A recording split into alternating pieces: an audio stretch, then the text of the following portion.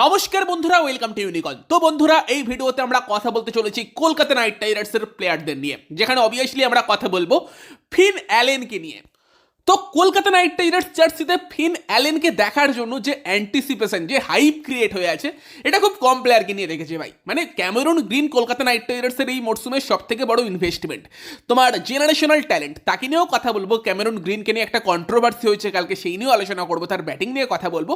But Cameron গ্রিনের থেকেও বেশি হাইপ ফিন অ্যালেন, যাকে কেকেআর বেস্ট প্রাইসে নিয়েছে, তাকে নিয়ে ক্রিয়েট হয়ে আছে। কেন?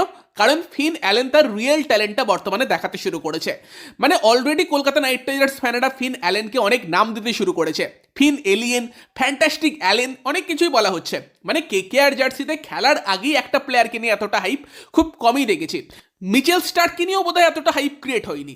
ফিল সল্ট, যাকে আমি পার্সোনালি কেকেআরে খুব করে দেখতে চেয়েছিলাম, সেই অকশনের আগে থেকে বলছিলাম, অকশনে যখন কেকেআর নেয়নি তারপরেও বলছিলাম কোনো একটা প্লেয়ারের পরিবর্তন নিয়ে আসুক, ফিল সল্টকে লাগবে। এবং দেন কেকেআর তাকে যখন নিয়ে আসে, আমি তো প্রচুর এক্সাইটেড ছিলাম। বাট আমি এটা বলবো, ফিল সল্টকে নিয়ে যতটা না এক্সাইটেড ছিলাম, তার ডবল এক্সাইটমেন্ট আমার ফিন অ্যালেনকে ইডেনে কেকেআর জার্সিতে দেখার জন্য হয়ে আছে। এতটাই ইমপ্রেস করেছে ফিন অ্যালেন রিসেন্ট টাইমে তার ব্যাটিং দিয়ে। আর কেন ফিন অ্যালেনকে নিয়ে এতটা হাইপ, সেটা প্রথম ম্যাচ ফিন অ্যালেন ইন্ডিয়াতে খেলতে এসেই দেখিয়ে দিল। ইন্ডিয়ার সব থেকে সেরা তিনটে বোলার অর্শদীপ সিং, বরুণ চক্রবর্তী এবং জসপ্রীত বুমরা, প্রত্যেকের এগেনস্টেই দারুণ ব্যাটিং করলো। যেখানে ফিন অ্যালেন করলো 38 বলে 80 রান। এবং সব থেকে বড় কথা দেখে মনে হলো ফিন অ্যালেন তার পাওয়ারটা ইউটিলাইজই করেনি, যেই পাওয়ারটার জন্য ফিন অ্যালেন পরিচিত। বেশিরভাগ বল টাইমিং করেই খেললো, এবং সেটা দেখে আরও এক্সাইটেড লাগছে। কারণ টাইমিং করে পাওয়ার ইউটিলাইজ না করেই ভাই এরকম ইনিংস খেলে দিচ্ছে। মানে অ্যালেনের যে পাওয়ারফুল শটগুলো, দেন তোমার র্যাম্প শট, স্কুপ শট, সেই সব কিচ্ছু কালকের ম্যাচে কিন্তু অ্যালেন খেলেনি।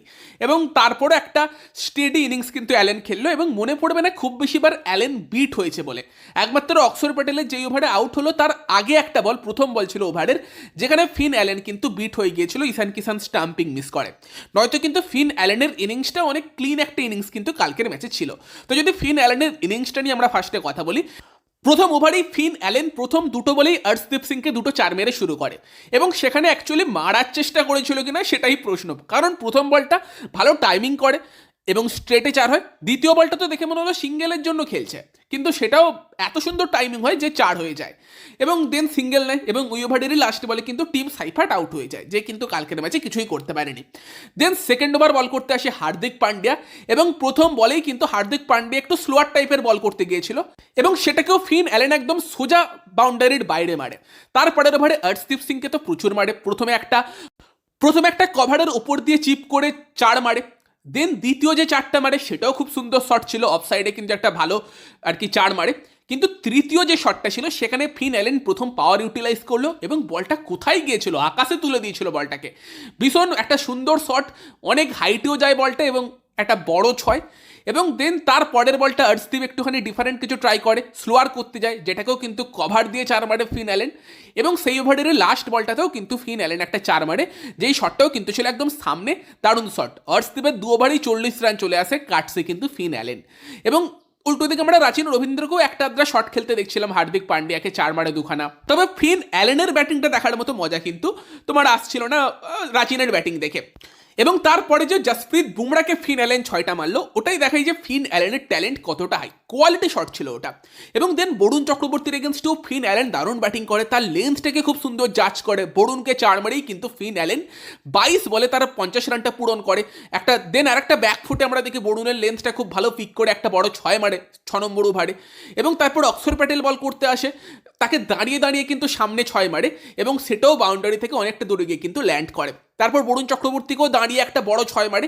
এই যে অক্ষর প্যাটেল বা বরুণ চক্রবর্তীর এগেনস্টে যে শটগুলো খেলে ফিন অ্যালেন, সেই শটগুলোই দেখায় ফিন অ্যালেন কিন্তু স্পিনার এগেনস্টেও কতটা কমফোর্টেবল।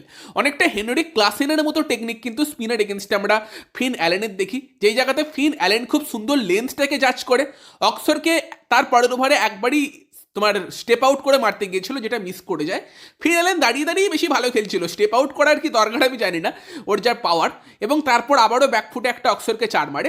তবে দেন অক্ষর প্যাটেলের একটা বল কিন্তু মারতে গিয়ে আউট হয়, সেটাও ব্যাকফুটে কিন্তু ভালোই আর কি পিক করে নিয়েছিল, বাট বলটাকে টাইমিং করতে পারে না, রিঙ্কু সিংয়ের হাতে চলে যায়, বাউন্ডারি লাইনে কিন্তু রিঙ্কু সিং ক্যাচ নেয়। এবার লেফট আর্ম স্পিনারের এগেনস্টে তোমার ফিন অ্যালেনের খেলা কিন্তু এমনি ভালো, অক্সর প্যাটেলও লেফট আর্ম স্পিনার্সেই আউট করেছে, কিন্তু তোমাকে ভাবতে হবে যে ইন্ডিয়ার সব থেকে সেরা লেফট আর্ম স্পিনারের কাছে একটা বল বিট হয়েছে, একটা বলে টাইমিং করতে পারেনি, এবং সেটা হওয়াটাই স্বাভাবিক ব্যাপার, যেটা আমরা বেশিরভাগ তোমার বিদেশি ব্যাটসম্যানদেরই হতে দেখি, বরুণ বা অক্সরের সামনে স্ট্রাগল করে। তবে সেই জায়গাতে ফিন অ্যালেন অনেক বেটার ব্যাটিং করেছে, এবং এই জন্যই ফিন অ্যালেন নিয়ে এক্সাইটমেন্টটা আরও বেশি। এমন একটা ফরেন ব্যাটার যে শুধুমাত্র ফাস্ট বোলারদের মারে সেরকমটা না, স্পিনারদেরও সমানভাবে খেলতে পারে, এবং যেভাবে বরুণ চক্রবর্তী বা অক্ষর প্যাটেলের লেন্থগুলো জাজ করেছে সেটা খুব ভালো লেগেছে। স্পিনার এগেনস্টে তার খেলাটা কিন্তু সব থেকে বেস্ট ছিল। বাকি অর্শদীপ সিংয়ের মতো লেফট আর্ম ফাস্ট বোলারকেও যেরকমভাবে ট্যাকেল করেছে, এবং এটা আমি দেখছি যে লেফট আর্ম ফাস্ট বোলারদের এগেনস্টেও কিন্তু ফিন অ্যালেনের ব্যাটিং টেকনিকটা বেশ ভালো, এবং সেখানে মিচেল স্টার্কের মতো প্লেয়ারের এগেনস্টেও তাকে ভালো ব্যাটিং করতে আমরা দেখেছি। আর সব থেকে বড় কথা, কোনো টাইপের বোলিংয়ের এগেনস্টে তাকে খুব একটা স্ট্রাগল করতে দেখিনি। আর স্টিভকেও বিশাল বড় ছয় মেরেছে, হার্দিককেও ছয় মেরেছে, জসপ্রীত বুমরাকেও ছয় মেরেছে, বরুণ চক্রবর্তীকেও ছয় মেরেছে, অক্ষর প্যাটেলকেও ছয় মেরেছে। ভারতের বোলিং অ্যাটাককে দেখো, পিচ যতই ফ্ল্যাট হোক, এই বোলিং অ্যাটাকের মধ্যে কোয়ালিটি আছে, আর সেই বোলিং অ্যাটাককে টেক অন করা প্রত্যেকটা বোলারের এগেনস্টে বড় শট খেলা কিন্তু ইজি ব্যাপার না, এবং সেটা ফিন অ্যালেন খুব ইজিলি করে দেখিয়েছে।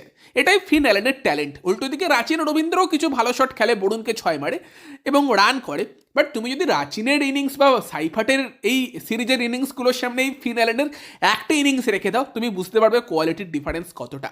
ফিন অ্যালেনের কনসিস্টেন্সি ইস্যু ছিল, বাট কেকেআর মনে হচ্ছে এমন একটা সময় ফিন অ্যালেনকে পেয়েছে যেখানে সে তার পিকে পৌঁছচ্ছে। আশা করি তার এই ছন্দটা আইপিএল অবধি থাকবে, শুধুমাত্র যদি ওয়ার্ল্ড কাপে ইন্ডিয়ার এগেনস্টে পড়ে সেই ম্যাচে যেন না চলে, এইটুকু আমি চাই।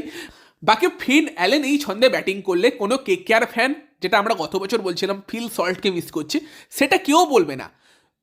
সেই গ্যারেন্টিটা আমি দিতে পারি যদি ফিন অ্যালেন তার নিজের ছন্দে ব্যাটিং করে। বাকি তোমরা জানিও ফিন অ্যালেনের খেলা কেমন লাগলো কালকের ম্যাচে, কমেন্টে অবশ্যই জানিও। বাকি যদি পাকিস্তান বনাম অস্ট্রেলিয়া ম্যাচ নিয়ে কথা বলি, সেখানে পাকিস্তান দ্বিতীয় টি-20 ম্যাচে অস্ট্রেলিয়াকে 90 রানে হারিয়েছে, এবং ভাই অস্ট্রেলিয়া রীতিমতো স্পিন পিচে পাকিস্তানের এগেনস্টে স্ট্রাগল করছে। পিচ অতটাও খারাপ ছিল না, নয়তো পাকিস্তান 198 করতে পারতো না। সালমান আগা 76 রান করে পাকিস্তানের হয়ে, সব থেকে ভালো ব্যাটিং করে। কিন্তু অস্ট্রেলিয়ার ব্যাটিংয়ের কথা বললে মিচেল মার্স আবরার আহমেদের বলে আউট হয়, ট্রাভিস হেড সাইম আইয়ুবের বলে আউট হয়। স্পিন কিন্তু ট্যাকেল করতে পারেনি অস্ট্রেলিয়ার ব্যাটসম্যানেরা, জোস ইংলিশ আবরার আহমেদের বলে আউট হয়, এবং সেই জায়গাতে দাঁড়িয়ে একমাত্র একটা প্লেয়ারকেই মনে হচ্ছিল স্পিন ট্যাকেল করতে পারবে, সেটা ক্যামেরুন গ্রিন। 20 বলে 35 রান করে কালকের ম্যাচে, এবং সেকেন্ড ম্যাচেও কিন্তু অস্ট্রেলিয়ারও সব থেকে হাইয়েস্ট করার ক্যামেরুন গ্রিন হয়তো 35-36 রানই করছে, বাট অস্ট্রেলিয়ার বাকি ব্যাটসম্যানরা কিন্তু সেই রানও করতে পারছে না। তার মানে একটা জিনিস আমরা বুঝতে পারছি যে স্পিন পিচেও কিন্তু গ্রিন রান করতে পারবে।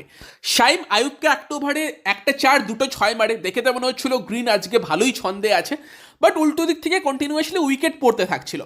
তবে একটা জিনিস আমি খেয়াল করছি, কুপার কনলিকে নিয়েও আমরা খুব হাইপ করছিলাম, বাট কুপার কনলি কিন্তু মানে বিগ ব্যাশ লিগের প্রথম 2-3টে ম্যাচের পর থেকে একদমই রান পাচ্ছে না। এই সিরিজেও 2 ম্যাচ দুটোতেই ব্যর্থ, বোলিং ভালো করছে, বাট ব্যাটিংয়ে কিন্তু একদমই কুপার কনলি রান করতে পারছে না। তবে সেখানে কিন্তু 5টা উইকেট পড়ে গেলেও ক্যামেরুন গ্রিন ছিল, এবং সেখানে দাঁড়িয়ে উসমান তারিকের বলে কিন্তু ক্যামেরুন গ্রিন আউট হয়।